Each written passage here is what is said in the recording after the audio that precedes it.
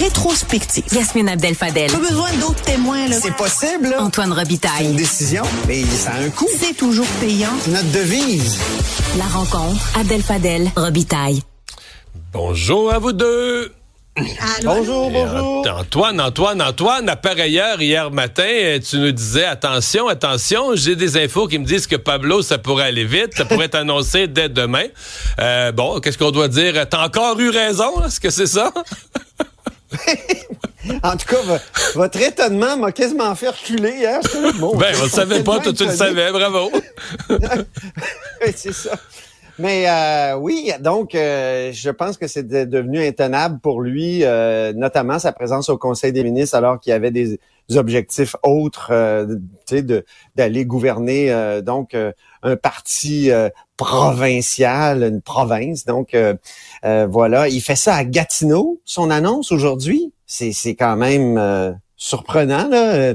Je me souviens d'un autre politicien fédéral qui était venu au Québec diriger le Parti libéral du Québec, il s'était senti de publier un livre qui s'intitulait « J'ai choisi le Québec ». C'est Jean Charest. C'est toujours donc difficile. Et là, je trouve, je t'ai entendu plutôt le dire, là, c'est un symbole un peu malaisant qu'il fasse ça là-bas. Il aurait dû venir faire ça. Déjà, Denis Coderre, je trouve, lui avait compris. Il est venu devant l'Assemblée nationale. Donc, Pablo Rodriguez va annoncer ça là-bas. Je trouve que... Ouais. Ça commence assez mal, aussi, très critiqué. Oui, t'allais dire? Non, j'allais dire, moi, ce qui m'accrochait, c'est la politique est affaire de symbole. Tu quittes Ottawa, tu t'en viens à Québec, à mon avis, il faut que tu montres là, que là, tu t'en viens à Québec pleinement, là, tu comprends, les deux pieds dedans, tu tournes la page sur ton passé, puis là, tu t'en viens à Québec.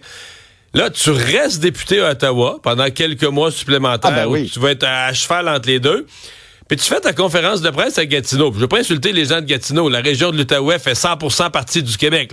Pas de doute là-dessus. Ça. Mais c'est quand même ce qu'on appelle la grande région de la capitale fédérale, puis tout ça, alors que la capitale du Québec, c'est Québec. Yasmine, est-ce qu'il néglige certains symboles qui pourraient lui coûter des points? Je pense que oui. Puis tu sais, on parle beaucoup du fait qu'il reste député là. Moi, je te dirais, Mario puis Antoine, que c'est plus que être simplement député. C'est rester au caucus du Parti libéral du Canada. Là, il a pas annoncé qu'il quittait le caucus, même à titre de député indépendant. Est-ce que c'est compatible? Ben non, c'est pas compatible. Tu peux pas rester au sein d'un caucus à qui tu dois une loyauté, une solidarité d'un autre parti que celui que tu veux diriger. Et je trouve que ce symbole-là de demeurer au caucus du Parti libéral du Canada ne s'explique pas. Alors qu'il peut essayer de nous expliquer qu'il veut demeurer député indépendant à la limite jusqu'au déclenchement officiel de la course au leadership, que ça va avoir lieu en janvier. Mais pourquoi rester au caucus du Parti libéral? Moi, je suis d'accord avec toi. Je suis d'accord avec toi, Yasmine. Tu sais, Martine Ouellette, il y a un petit côté Martine Ouellette chez Pablo, là. Et Martine Ouellette, elle avait quitté le caucus. Et Éric Lefebvre, qui, tu sais, le whip caquiste, là, qui a décidé de faire de la politique fédérale, il a quitté le caucus aussi. Qu'est-ce qu'il fait au caucus? Peut-être qu'il va nous annoncer tout à l'heure qu'il quitte le caucus aussi. Mais les informations qu'on a, c'est qu'il veut rester. En tout cas, ce transparlementarisme-là, pour prendre l'expression de Martine Ouellette, c'est surprenant puis c'est malaisant. Ouais. Déjà, à Québec, tu sais, Madoua-Nika Cadet, qui est une députée libérale, a dit, c'est à lui à s'expliquer. Pourtant, Madoua-Nika Cadet, il paraît qu'elle va l'appuyer. Philomena Roti-Roti, une autre députée libérale. Donc, tu veux dire, même ceux qui l'appuient ne savent pas comment expliquer ça? C'est ça. Philomena Roti-Roti a carrément dit que c'était pas correct qu'il reste député à Ottawa. Ouais. Donc, ça part mal, là. Puis, évidemment, les autres candidats, Beauchemin, Milliard, Bélanger, Coderre, Blackburn, ils ont tous eu un petit mot assez critique à l'égard de Pablo Rodriguez, tout en disant que c'était une belle candidature et qu'il l'accueillait. Et là, je tiens à dire, tu sais, on dit toujours...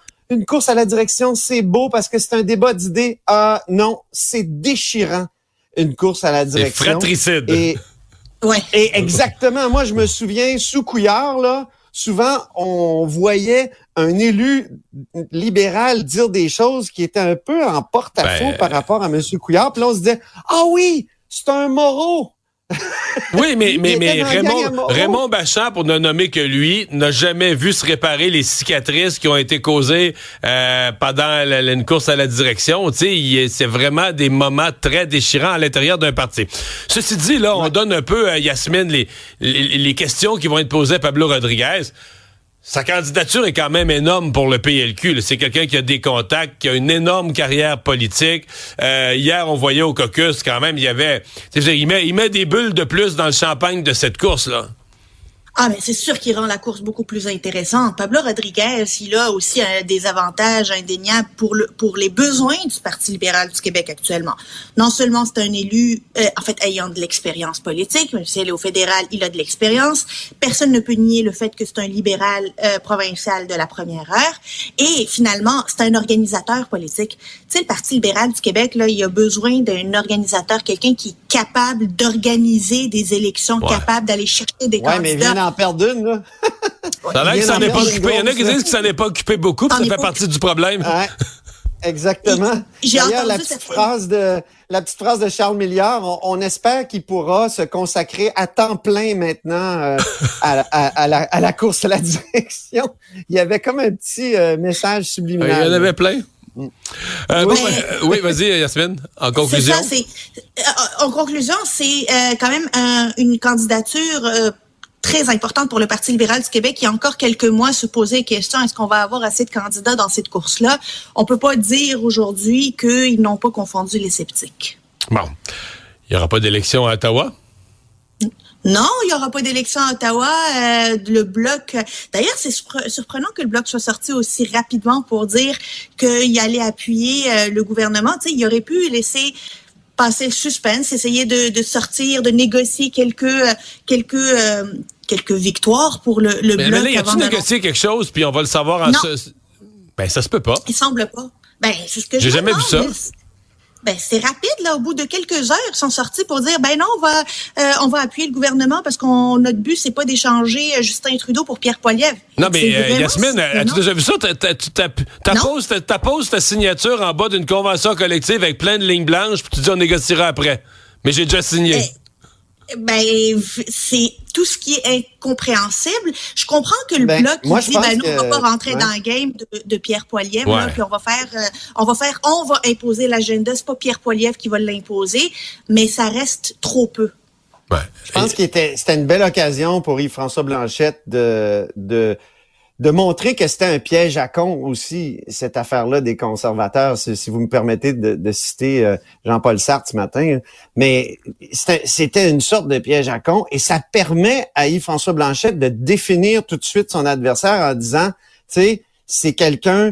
Il a dit, je suis pas un conservateur, je connais les valeurs conservatrices, ce ne sont pas les valeurs québécoises. Et c'est ça qui accroche actuellement entre Poilievre et le Québec, même s'il y a une grande popularité dans le reste du Canada. Donc, oui, c'est rapide.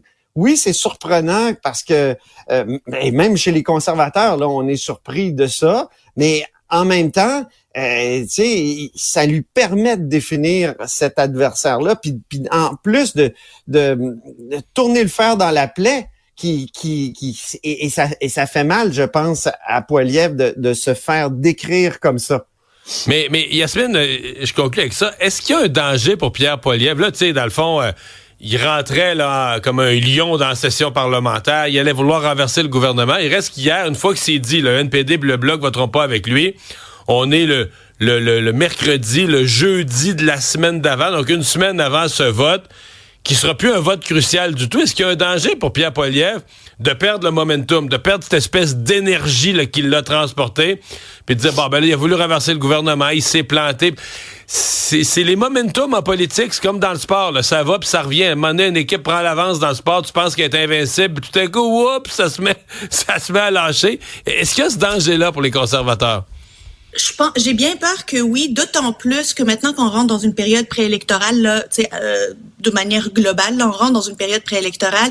Tant le NPD que le Bloc, là, ils vont commencer à avoir les conservateurs comme les premiers adversaires politiques. Là. Les attaques, là, ça va plus être chez les libéraux qui sont déjà à terre, ça va être envers les conservateurs qui veulent les pousser. Ouais. Et là, ça va donner une autre dynamique. Là. Tu veux dire qu'ils vont être à 3 contre les conservateurs, là? À 3 contre les conservateurs, ça va devoir Pierre Poilievre qui était souvent à l'offensive, un peu sur la défensive. Et on ne sait pas comment un Pierre Poilievre réagit sur la défensive. Est-ce qu'il est aussi bon sur la défensive qu'à l'offensive? Et lui, il n'a pas le loisir de rater une attaque, de rater une sortie publique parce qu'il est premier dans les sondages. Donc, il va devoir être au même moment délicat, faire attention et essayer de se maintenir sur les intentions de vote. Je veux juste dire que ceux qui disent que le Bloc a pas de pouvoir, là, je pense que Yves-François Blanchet a voulu montrer, on est capable d'empêcher une élection. Tu sais, c'est les gens qui suivent peu la politique et capable de dire, voilà, nous autres, on est capable de faire ça. Donc, à ceux qui disent le Bloc a pas de pouvoir, voilà. Et d'ailleurs, il avait l'air un peu déstabilisé, Pierre Poilievre, hier, en entrevue, tu sais.